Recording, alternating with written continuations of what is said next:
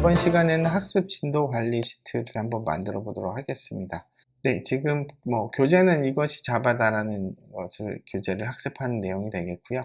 챕터는 1번부터 19번까지 구성이 되어 있고요. 학습 일자가 있고, 그리고 학습이 진행이 되면 자, 이와 같이 그 진행된 결과를 하고 학습하지 않는 것들의 비율을 이제 도넛형의 그래프로 나타낸 것이 되겠고요. 조건부 서식 규칙이라고 하는 것은 이제 이 부분 체크박스가 되겠죠. 네, 체크박스를 클릭을 하게 되면 이제 색깔이 변하고 학습의 카운트가 하나 더 올라가는 게 보이죠.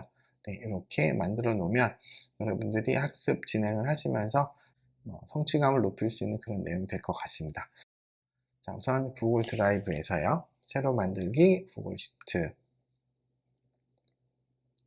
고요. 제목은 이제 학습 관리 해볼게요. 학습 관리 시트 네 하고요. 조금 크게 보도록 할게요. 자, 여기다가 이제 교재 입력을 하고요. 이것이 자바다 입력을 합니다. 그리고 네 챕터 1, 2, 3 우리 지난 시간에 한번 공부했었죠. 16까지 가야 되니까 셀이 21번 셀까지 있죠. 네, 이렇게 블럭을 씌우고 21번까지 쭉 늘려주면은 네, 19챕터까지 만들어진 것을 볼 수가 있죠. 그리고 제목 하고요. 이렇게 좀 늘려주고요. 자바 시작하기 변수와 자, 이런 식으로 끝까지 입력을 해주게 됩니다. 네, 그 다음에는 이제 학습이 되겠고요. 학습 일자. 네, 이렇게 하게 되면은 이제 필요한 내용이 다 들어왔고요. 자, 여기에 보시면 여기는 체크박스가 있죠? 체크박스를 집어넣어야 될 거예요. 체크박스는 여기 삽입 있죠? 삽입을 클릭을 하시면 삽입에서 체크박스가 나옵니다. 체크박스 됐죠? 들어왔죠? 체크 되는 걸 할 수가 있죠. 역시 이것도 요 끝에 끝에를 클릭하고 쭉 밑으로 내려주시면 이제 좀 들어오고요. 날짜는 어떻게 됐죠? 2021년 9월 9일. 자, 이렇게 여기도 2021년 9월 9일. 자, 그 다음에 여기는 2021년 9월 10일 이렇게 할게요. 그러면은 이제 두 개 또 클릭해서 쭉 하면은 날짜가 하나씩 올라가는 걸 볼 수가 있겠죠. 자, 이렇게 하게 되면은 이제 필요한 데이터들을 입력을 했고요. 간격 조절하고 이렇게 선 그려보는 거 한번 해보도록 할게요. 자, 이 간격을 여러분이 이제 마우스를 요 사이에 오서 이제 이렇게 잡고 이렇게 쭉 당기셔도 돼요. 네, 당기셔도 되는데 여기를 딱 전체를 찍고요. 이제 여기를 아까 쭉 당겼던 데 있죠? 여기를 더블 클릭합니다. 더블 클릭하게 되면 제일 긴 문자에 맞춰서 정렬이 되는 거 볼 수가 있겠고요. 여기도 마찬가지고 여기도 이렇게 또 이렇게 하게 됩니다. 두 번째는 이제 이런 가운데 정렬이죠. 이렇게 블럭을 씌운 다음에 여기 보시면 가로 맞춤이 있어요. 네, 가운데 정렬하시고요. 그다음 여기는 가운데 정렬이 아니고 여기는 할 필요 없겠죠? 됐죠 이제. 자, 그 다음 전체를 블럭을 씌울게요. 블럭을 씌우고 여기를 보시면 이제 그 선 모양을 만들 수가 있어요. 그래서 한번 전체를 다 씌워줍니다. 자, 이제 많이 비슷해졌죠? 자, 이번에는 이제 그 서식을 넣도록 할게요. 서식을요. 서식은 조금 어려운데 조건부 서식 이렇게 보시면 되고요. 이걸 한번 같이 보면서 만들어 보도록 할게요. 조건부 서식. 자, 이 상태예요. 자, 조건부 서식은 어디서 찾냐면 서식에서 조건부 서식을 찾습니다. 찾으면 이렇게 뜨죠. 그리고 나서 보면은 지금 A3부터 C21까지 어디일까요? A3부터 C21이죠. 네, 여기까지예요. 그래서 여기까지를 자, 이렇게 블럭이 씌워지는 것을 볼 수가 있죠. 지금 뭔가가 들어와서 특히 조건부 서식을 클릭하면서 바로 여기 색깔이 이렇게 바뀐 걸 볼 수가 있어요. 자, 걱정하지 마시고 일단 블럭을 이렇게 씌우고요. 자, 블럭을 씌우는 게 아니라 이제 이렇게 범위할 지정이라는 걸 확인을 하고 A3에서 어디까지 간다고요? C21까지가 이제 조건부 서식이 적용될 범위라는 거죠. 자, 두 번째는 이제 그 규칙이에요. 그럼 언제 조건부 서식인 요 색깔을 지정을 할 것인가 라는 거죠. 이거를 여기서 쭉 내려보면은 맞춤 수식이 나옵니다. 맞춤 수식을 클릭을 하시고요. 요 C 값이 체크가 됐을 때예요. 체크가 됐을 때. 이 체크라는 것은 뭐냐면 여기서 체크하고 체크 안 된 거 있죠. 체크를 하게 되면 여기 보시죠. true 값이 들어가요. 그리고 체크를 안 하면 false라는 값이 입력이 되게끔 됩니다. true가 들어가고 false가 들어가는 것을 볼 수가 있습니다. 그래서 체크 여부에 따라서 true 값이 반환이 되고 false 값이 반환이 되는 거죠. 그럼 색깔을 체크가 됐을 때 색깔을 칠해야 되니까 어떻게 해요? C3의 값이 true가 됐을 때 그 이야기입니다. 이게. 그래서 여기서 수식을 입력하기 위해서 equal 한번 넣어주시고요. 고정시킵니다. 달러 C3가 뭐가 될 때요? true가 될 때 색깔을 지정을 한다라는 게 되죠. 그리고 완료를 하게 됩니다. 자, 그러면 이제 어떻게 됐나 한번 볼까요? 클릭, 클릭, 클릭. 자, 색깔이 바뀌는 걸 볼 수가 있겠죠. 네, 이렇게 해서 색깔이 바뀌는 것을 확인할 수가 있습니다. 다음으로 해야 될 거는 이 그래프를 그릴 거예요. 근데 이 그래프를 그릴 건데, 그래프를 이렇게 쭉 밑으로 내려보면 그래프를 참조했던 데이터가 숨겨져 있는 걸 볼 수가 있죠. 이렇게 보시게 되면 학습은 4개, 그리고 비학습은 15개. 학습한 거, 비학습한 거 어떻게 구분을 했을까요? 자, 학습의 체크박스에 클릭을 했을 경우에는 학습한 거죠. 그리고 클릭이 안 됐을 경우에는 학습을 하지 않은 거란 말이에요. 그쵸? 자, 그럼 여기서 어떻게 하냐면요. count if라는 함수를 사용을 합니다. count if.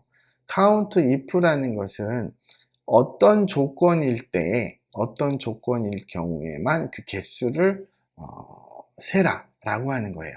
좀 자세히 한번 살펴볼까요? C3부터 C21이죠. C1, 2, 3, 3부터 C21 여기까지의 범위, 자, 이만큼의 범위가 될 거예요. 그쵸?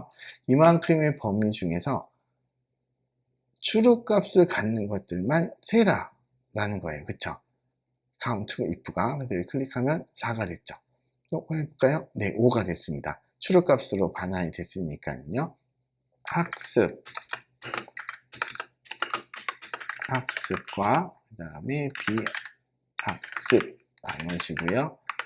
챕터 개수예요. 자, 여기서 수식 입력합니다. equal 하고 count if 레인지는 어디죠?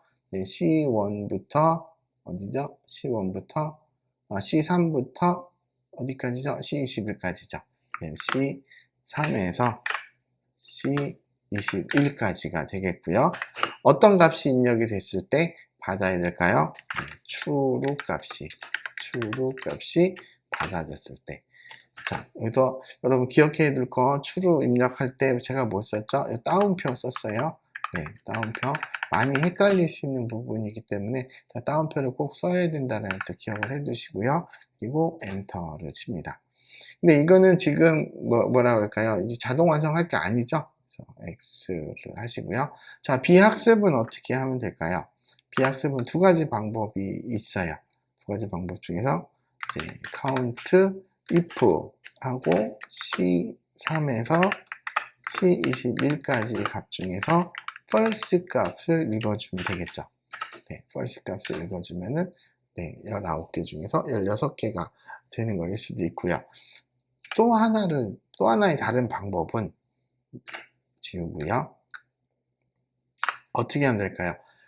학습 전체 챕터 중에서 학습하지 않은 것들의 학습한 것을 빼면, 자, 전체 챕터에서 학습한 챕터를 빼면 학습하지 않은 게 되겠죠. 그럼 전체 챕터의 개수는 19개죠. 빼기, 그 다음에 F3, 그죠? 학습한 거를 빼게 되면은 이제 그 개수가 학습하지 않은 챕터의 개수가 나오죠. 그런데 지금은 우리가 쉽게 19개니까 알고 있죠. 그래서 19를 집어넣긴 했는데, 자, 이것도 수식으로 넣어주게 되면은 만약에 어떻게 될까요? 이 챕터의 개수를 전부 다 세면 되겠죠? 그래서 count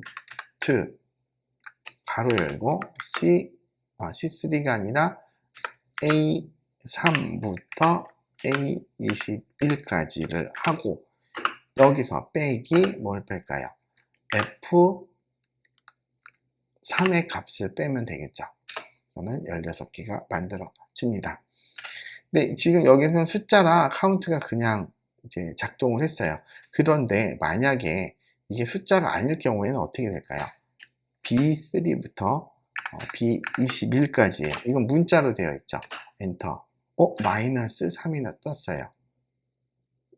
그러면 결국에 마이너스 3이 떴다라는 것은 요 카운트 B3에서 B21의 값이 0이라는 거죠.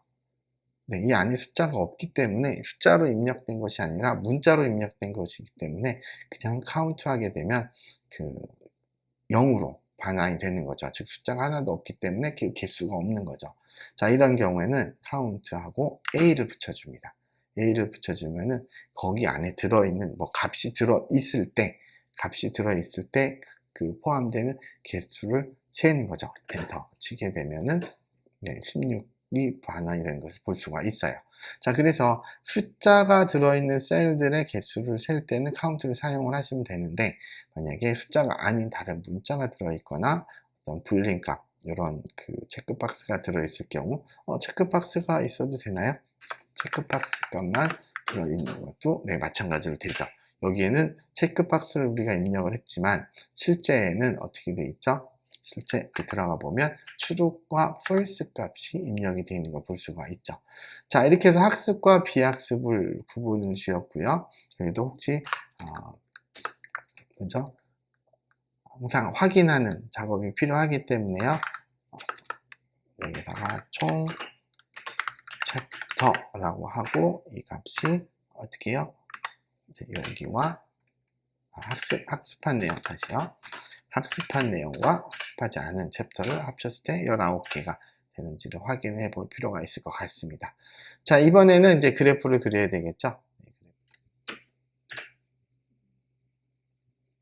자, 이제 그래프를 한번 그려보도록 할게요. 자, 이와 같은 그래프가 되는 걸 볼 수가 있고요. 자, 블럭을 씌워줍니다. 블럭을 씌워주고요. 삽입, 차트 나와있죠? 차트 유형은 자, 파이 그래프. 속이 비어있는 파이죠? 이렇게 해서 하게 되면은 바로 뭐가 나오죠? 학습과 비학습. 이 구분이 되고요. 여기서 맞춤 설정에서 제목이 아니고요. 네, 차트 쪽. 네, 지금 못 찾고 있죠?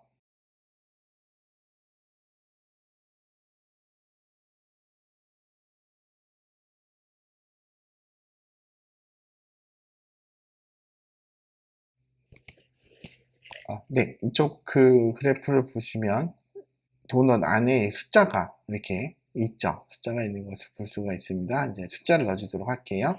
맞춤 설정에서 원형 차트에서 슬라이스 라벨이에요. 슬라이스 라벨을 클릭하시면 이제 값을 라벨을 해주는 거죠. 그러면은 이제 값이 라벨이 됐고요. 자, 이렇게 해서 그래프가 만들어졌습니다. 이렇게 해놓고요.